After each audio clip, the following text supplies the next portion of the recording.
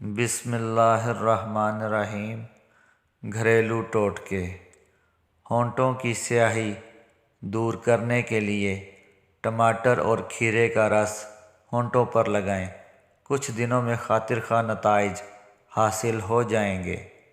گھر میں چیونٹیاں بہت زیادہ آتی ہوں تو ایک ٹب میں پانی کے ساتھ تھوڑا سا مٹی کا تیل ملا کر اس پانی سے گھر کا پونچھا لگائیں۔ اگر کارپیٹ بچھا ہو تو اس کے کناروں پر پونچھا لگا دیں۔ 2 سے 3 بار یہ عمل کرنے سے چیونٹیاں دوبارہ نہیں آئیں گی۔ کنگھیوں کی صفائی کے لیے گرم پانی میں تھوڑا سا واشنگ پاؤڈر اور صابن ڈال دیں اور 20 منٹ کے لیے کنگھے اس میں بھگو دیں۔ پھر برش سے اچھی طرح صاف کر لیں اور گرم پانی سے دھو لیں۔ کنگھے نئے جیسے ہو جائیں گے۔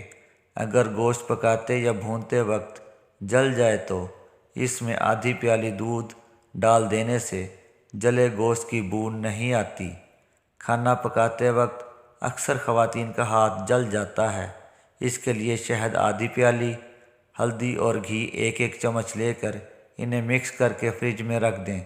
جب بھی ضرورت پیش آئے اسے متاثرہ حصے پر لگائیں، نہ جلن ہوگی اور نہ ہی چھالے پڑیں گے۔ اگر کسی کو شہد کی مکھی کاٹ جائے تو فوراً کاٹنے کی جگہ پر نمک کا لیپ کر دیں، اس سے درد میں کمی ہوگی اور سوجن بھی نہیں ہوگی۔ گھر میں اگر کسی جگہ پر چیونٹیاں ہوں تو اس کو بھگانے کے لیے متعلقہ جگہ پر نمک چھڑک دیں۔ انڈوں کو ابالنے کے وقت پانی میں 1 بڑا چمچ نمک شامل کر دیں تو انڈے چٹکنے سے محفوظ رہیں گے اور ابلنے کے بعد چھلکا بآسانی اتر جائے گا۔ پالک کو نمک ملے پانی سے دھوئیں، اس سے پالک مکمل طور پر صاف ہو جائے گی، کیونکہ نمک کے ساتھ ساتھ مٹی بھی آسانی سے پانی کے ساتھ بہہ جائے گی۔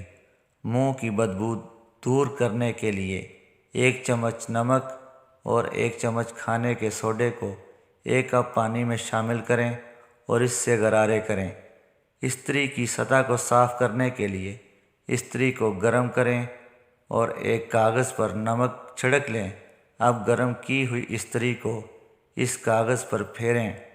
استری کی سطح مکمل صاف شفاف ہو جائے گی انشاءاللہ۔